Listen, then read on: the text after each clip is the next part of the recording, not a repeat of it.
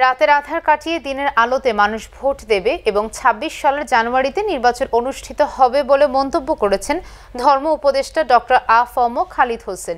বিস্তারিত দেখুন চট্টগ্রাম ব্যুরো রেদওয়ানুল হকের রিপোর্টে।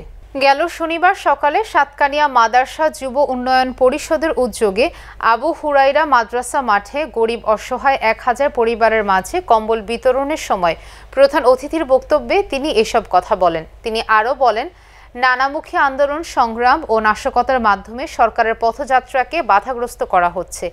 এরূপ নাশকতাকারীদের কোনোভাবেই ছাড় দেয়া হবে না।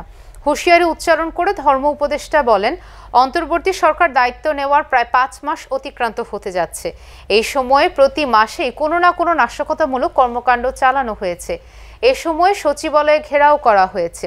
এছাড়া সাম্প্রদায়িক বিষ বাষ্প ছড়ানো ও পাহাড়ি বাঙালি সংঘাত উস্কে দেওয়ার চেষ্টা করা হয়েছে। এমনকি প্রশাসনের প্রাণকেন্দ্র সচিবালয়ে অগ্নিসংযোগ করা হয়েছে। মাদ্রাসা যুব উন্নয়ন পরিষদের সভাপতি জাফর আহমেদের সভাপতিত্বে অনুষ্ঠিত সভায় উপস্থিত ছিলেন চট্টগ্রাম মহানগর জামায়াতের আমির আলহাজ শাহজাহান চৌধুরী সহ এলাকার গণ্যমান্য ব্যক্তিবর্গ।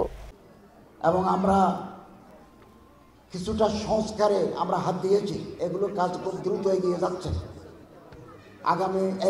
আগামী বছরের শেষে অথবা ২৬ সালের প্রথম দিকে আমরা নির্বাচন দেব।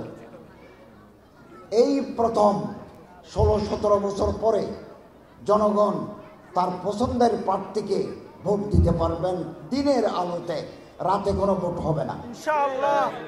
এবং আপনাদের পছন্দের প্রার্থীকে ভোট দিয়ে আপনারা নির্বাচিত করতে পারবেন। যারা নির্বাচিত হবে আমরা তাদের হাতে ক্ষমতা হস্তান্তর করব। এবং আমাদের দায়িত্ব হচ্ছে আগামী দিনে যারা আসবেন রাষ্ট্রীয় ক্ষমতা পরিচালনার জন্য তাদের পথকে মসৃণ করা, সুগম করা। আমরা আপনাদের সহযোগিতা চাই, আমাদের ঐক্য প্রয়োজন। আমরা যদি একে অপরের হাত ধরে সামনে এগুতে পারি তাহলে একটি সুখী, সমৃদ্ধশালী, বৈষম্যহীন বাংলাদেশ আমরা উপহার দিতে পারবো।